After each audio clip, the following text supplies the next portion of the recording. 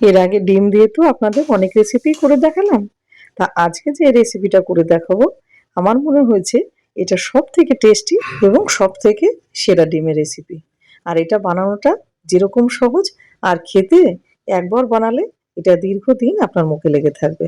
আর এটা ভাত, রুটি, লুচি, পরোটা যার সাথে ইচ্ছা আপনি তার সাথে খেতে পারেন। আর বানানোর সময় দুটো কিন্তু ধরেই বানাবেন। আশা করি আপনাদের ভীষণ পছন্দ হবে। আর ভালো লাগলে অবশ্যই চ্যানেলটাকে সাবস্ক্রাইব করে আমার পাশে থাকবেন। তাহলে চলুন দেখে নিই আজকে আমাদের রান্নায় কি কি লাগছে। এখানে নিয়ে নিয়েছি 50 গ্রাম চীনাবাদাম, আর এটা খোসা সমেত আছে, এটা কাঁচা বাদাম নিয়েছি। আর 5টা ডিমের সাথে কিন্তু 50 গ্রাম বাদামই এখানে যথেষ্ট। আর কি নিয়ে নিয়েছি সেটা তো দেখতেই পাচ্ছেন, এখানে 5খানা ডিম নিয়ে নিয়েছি। আর আমি এখানে 5টা ডিম দিয়ে করেছি, আপনারা চাইলে সেখানে কম ডিম দিয়েও করতে পারেন। আর নিয়ে নিয়েছি দোকানে মিডিয়াম সাইজের পেঁয়াজ, আর পেঁয়াজগুলো ঠিক এরকম পাতলা করে কেটে নিয়েছি।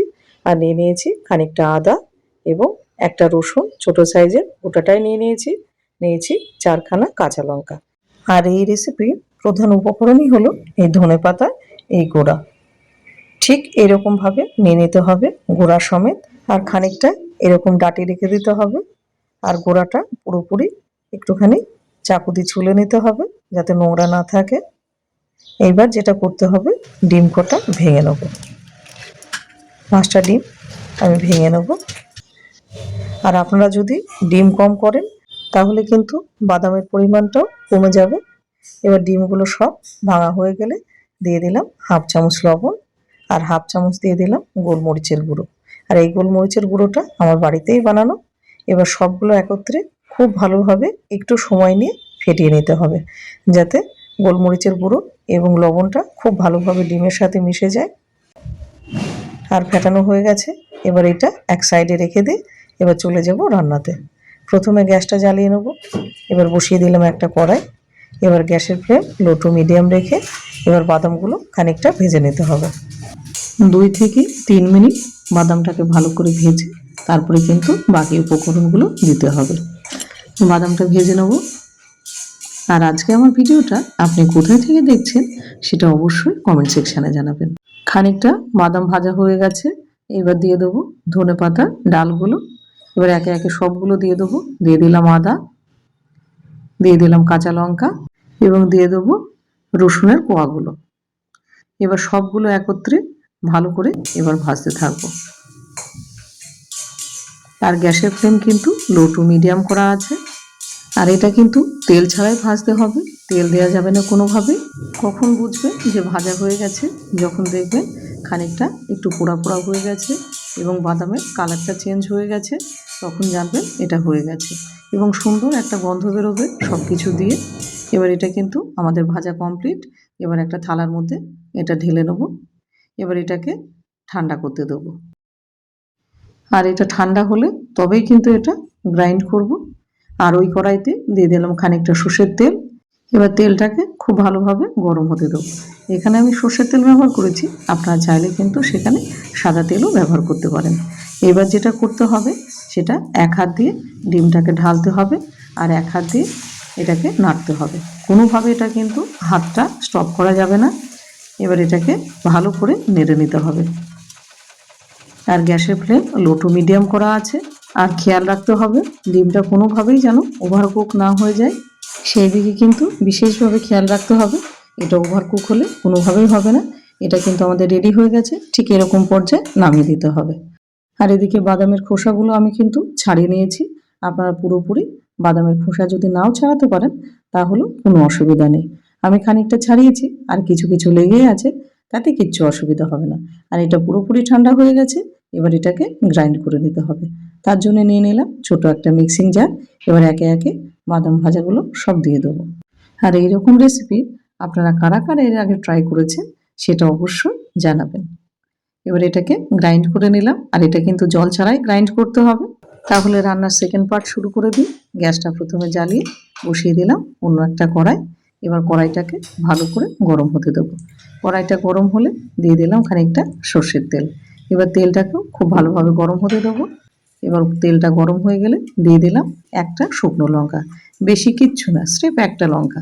এবার লঙ্কাটাকে ভালো করে ভাজার পরে তারপরে দিয়ে দেবো কেটে রাখা পেঁয়াজগুলো। গ্যাসের ফ্লেম লো টু মিডিয়াম করে এবার পেঁয়াজগুলো কিন্তু বেশ ভালো করে ভাজতে হবে। আর খেয়াল রাখতে হবে কোনোভাবে যেন পুড়ে না যায়। আর গ্যাসের ফ্লেম কিন্তু লো টু মিডিয়াম করেই রাখতে হবে। পেঁয়াজটা খুব সুন্দরভাবে ভেজে নিলাম। দেখে বুঝতেই পারছেন পেঁয়াজটা খুব সুন্দরভাবে ভাজা হয়ে গেছে। পেঁয়াজটা ভাজা হয়ে গেলে এবার দিয়ে দেবো একটা বড় সাইজের টমেটো টুকরো করে কেটে নিয়েছি। এবার সেটা দিয়ে দিলাম।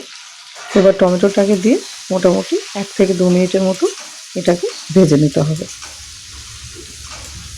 একটুখানি নাড়াচাড়া করার পরে দিয়ে দেবো 1/2 চামচ মতো বিট লবণ আর 1/4 চামচ মতো এমনি নর্মাল যে লবণটা আমরা ব্যবহার করি সেটা দিয়ে দেবো। এবার সবগুলো দিয়ে মোটামুটি আর একটুখানি এটাকে ভেজে নিতে হবে। খানিকক্ষণ নাড়াচাড়ার পরে এবার দিয়ে দেবো 1/2 চামচ মতো জিরে গুঁড়ো, 1/2 চামচ মতো হলুদ গুঁড়ো এবং 1/2 চামচ মতো কাশ্মীরি লাল লঙ্কার গুঁড়ো রঙের জন্য। এবার সবগুলো একটু ভালো করে কষিয়ে নিতে হবে। আর গ্যাসের ফ্লেম এখন একটুখানি লো করে দিতে হবে, না হলে মশলাগুলো পুড়ে যাবে। এবার এই মশলাগুলো দিয়ে খানিকক্ষণ কষানোর পরে দিয়ে দেবো যে বাদামটা আমরা বেটে রাখলাম সেটা। এবার বাদাম বাটাটা দেওয়ার পরে এটাকে ভালো করে আর একটুখানি কষাতে হবে। গ্যাসের ফ্লেম কিন্তু লোই রাখতে হবে। এবার খানিকক্ষণ কষানোর পরে এবার দিয়ে দেবো অল্প একটুখানি জল, যাতে নিচে না লেগে যায়। যেহেতু বাদাম আছে ওই জন্য নিচে লেগে যাওয়ার ভয় আছে। এবার জল দিয়ে ভালো করে মশলাটাকে খুব সুন্দরভাবে কষিয়ে নিতে হবে, কারণ এই কষানোর উপরে নির্ভর করছে ডিমের টেস্টটা। এবার এটাকে ভালো করে কষিয়ে নেব। মশলাটা খুব ভালোভাবে কষানো হয়ে গেছে আর এটা তেলও ছেড়ে দিয়েছে। এরপরে কিন্তু আর মশলাটা কষানো যাবে না। এবারে দিয়ে দেবো ডিমগুলো দেওয়ার পরে এটাকে ভালো করে একটুখানি কষিয়ে নিতে হবে। এবার ডিমগুলো দিয়ে ভালো করে কষিয়ে নিতে হবে। যখন দেখবেন যে তেল ছেড়ে গেছে ঠিক এরকমভাবে তখন দিয়ে দিতে হবে মোটামুটি 1 কাপ মতো জল। এবার জলটা দেওয়ার পরে আর একটুখানি ভালো করে একটুখানি নাড়াচাড়া দিয়ে নিতে হবে, যাতে জলের সাথে ডিমগুলো খুব ভালোভাবে মিশে যায়। আর গ্যাসের ফ্লেম এখন লো টু মিডিয়াম করা আছে। এবার খানিকক্ষণ নাড়াচাড়া দেওয়ার পরে মোটামুটি 4 থেকে 5 মিনিটের জন্য এটাকে ঢাকা দিয়ে দেবো। 5 মিনিট পর ফিরে আসছি। এবার ডিমটা থেকে কিন্তু জলটা শুকিয়ে গেছে প্রায়, আর তেলটাও কিন্তু ছেড়ে দিয়েছে আর হালকাভাবে নিচে লাগতেও শুরু করে দিয়েছে। তার মানে এটা কিন্তু হওয়ার মুখে। এবার দিয়ে দেবো ফ্রেশ কিছু ধনেপাতা। ধনেপাতা এখানে দিতেই হবে, ধনেপাতা না দিলে এটা ভালো লাগবে না খেতে। ডিমের তরকারি তো অনেকভাবেই খেয়েছে, আমি বলবো এইভাবে একবার ট্রাই করতে। দিয়ে দিলাম অল্প একটুখানি গরম মশলার গুঁড়ো।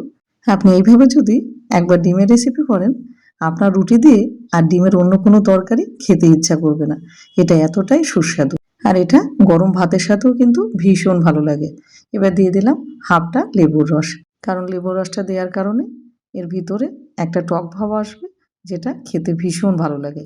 একান্ত যদি আপনারা লেবু খেতে না চান সেই ক্ষেত্রে স্কিপ করতে পারেন, তবে বলবো লেবুর রসটা দিয়ে খেতে, এতে স্বাদটা পারফেক্টভাবে আপনি পাবেন। এবার গ্যাসের ফ্লেম অফ করে দেবো। এবার ব্রেকফাস্ট, লাঞ্চে, ডিনারে আপনার যেটা দিয়ে মন চায় তাই দিয়ে পরিবেশন করুন সুস্বাদু একদম মাউথ ওয়াটারিং এইরকম ডিমের রেসিপি। ভিডিওটা আপনাদের কেমন লাগলো? আশা করি আপনাদের ভীষণ ভালো লেগেছে।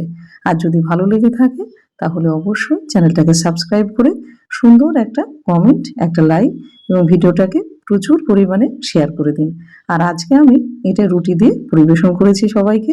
আর এইরকম ভালো ভালো এবং সুস্বাদু রান্না পেতে ভিজিট করতে হবে অবশ্যই বাসন্তী রান্নাঘর। সেখানে কিন্তু এইরকম নানান ধরনের টেস্টি টেস্টি রেসিপি আপনাদের জন্য দেয়া আছে। তাহলে আজ চলি, ভালো থাকবেন, সুস্থ থাকবেন, আবার দেখা হবে অন্য কোনো ভিডিওতে।